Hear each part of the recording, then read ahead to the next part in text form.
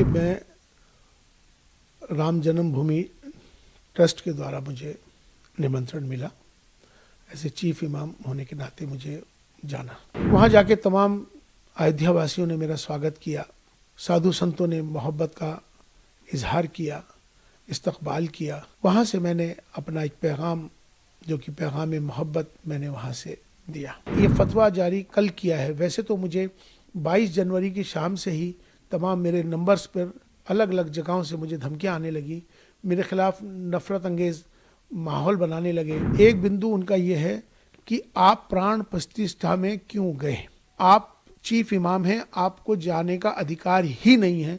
आप इसलिए आप पर कुफ्र का फतवा जारी होता है। मैं उनसे ये बात कहना चाहता हूँ, पहली बात तो ये इस्लामिक देश नहीं है, ये भारत है, ये सनातन भारत है। अगर मैं राष्ट्र के साथ, देश के साथ अगर प्रेम कर रहा हूँ, मेरा ये दोष है कि मैं अपने देश से प्रेम करता हूँ, मेरा इसलिए विरोध कर रहे हैं, तो मुझे लगता है कि शायद उनको पाकिस्तान चला जाना चाहिए। देखिए, मैं राम जन्मभूमि ट्रस्ट के द्वारा मुझे निमंत्रण मिला।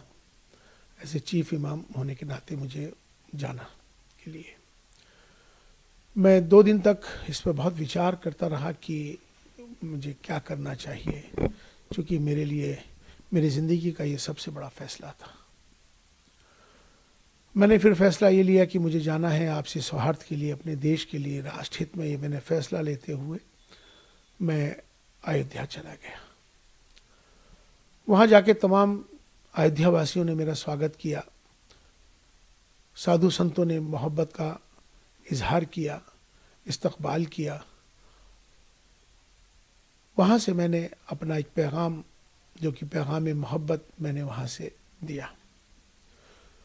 वो पैगाम मोहब्बत जो था, मैंने उसमें कहा कि हमारी सबकी जातियाँ ज़रूर अलग हो सकती हैं, हमारे पंथ ज़रूर अलग हो सकते हैं, हमारे इबादत करने की तरीके, पूजा पद्धति अलग हो सकती है, हमारे सबके धर्म ज़रूर अलग हो सकते हैं, लेकिन हमारा जो सबसे बड़ा धर्म है इंसान और इंसानियत का है। और हम भारत में रहते हैं, हम सब भारतीय हैं। आओ हम सब मिलकर भारत को मजबूत करें, भारतीयता को मजबूत करें। राष्ट्र सर्वोपरि है। ये पैगाम मोहब्बत जैसे ही दिया, देश के तमाम सारे चैनलों पर, तमाम सोशल मीडिया पर ये मेरा वायरल हो गया। वायरल होने के बाद उनको सबको ये मालूम हो गया कि इमाम साहब, चीफ इमाम साहब वहाँ पहुँच गए और उन्होंने ये फतवा जारी कल किया है। वैसे तो मुझे 22 जनवरी की शाम से ही तमाम मेरे नंबर्स पर अलग अलग जगहों से मुझे धमकियाँ आने लगी, मेरे खिलाफ नफरत अंगेज माहौल बनाने लगे, मेरे खिलाफ उन्होंने जो अब शब्द जो कहने के होते हैं वो कहे। तमाम मुझे अलग अलग जगहों को, मुझे, मेरे परिवार को तमाम बहुत सारा बुरा भला कहा जाने लगा।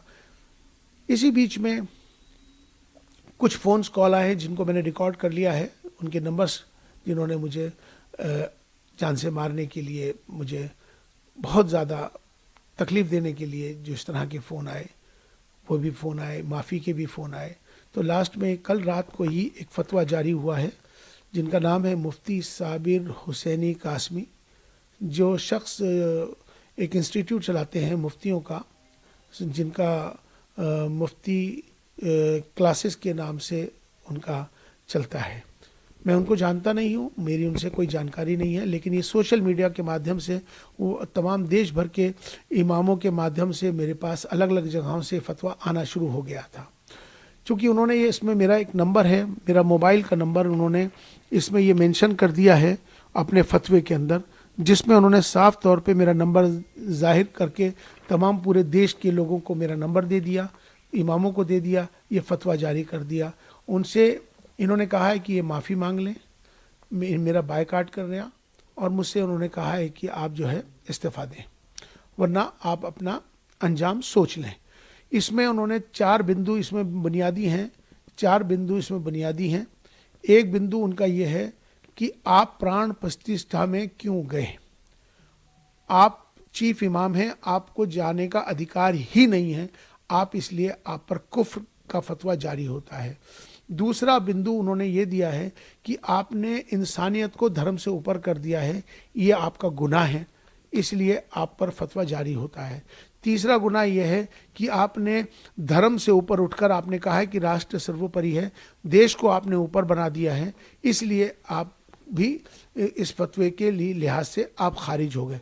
लिहाजा अब आप पर कुफ्र का फतवा जारी कर दिया गया है और तमाम अलग अलग जो उसकी सज़ाएं हैं इसमें मुकर्रर कर दी गई हैं। लेकिन मैं उनसे ये बात कहना चाहता हूँ, पहली बात तो ये इस्लामिक देश नहीं है, ये भारत है, ये सनातन भारत है।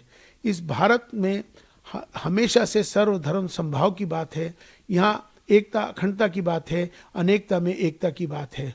अगर उनको मेरे इस पैगाम मोहब्बत से तकलीफ़ है, मेरा विरोध कर रहे हैं, तो उनको मुझे लगता है कि अगर मैं राष्ट्र के साथ, देश के साथ अगर प्रेम कर रहा हूँ, मेरा ये दोष है कि मैं अपने देश से प्रेम करता हूँ, मेरा इसलिए विरोध कर रहे हैं, तो मुझे लगता है कि शायद उनको पाकिस्तान चला जाना चाहिए। अब वो लोग जो मुझसे मोहब्बत करते हैं, जो देश से मोहब्बत करते हैं, वो मेरा समर्थन करेंगे। जो मेरे से नफरत कर रहे हैं मेरे जाने पर, मुझे लगता है कि शायद उनको भी पाकिस्तान जाना चाहिए। यहाँ पर मोहब्बत का पैगाम हमने दिया है, हमने कोई गुनाह नहीं किया है।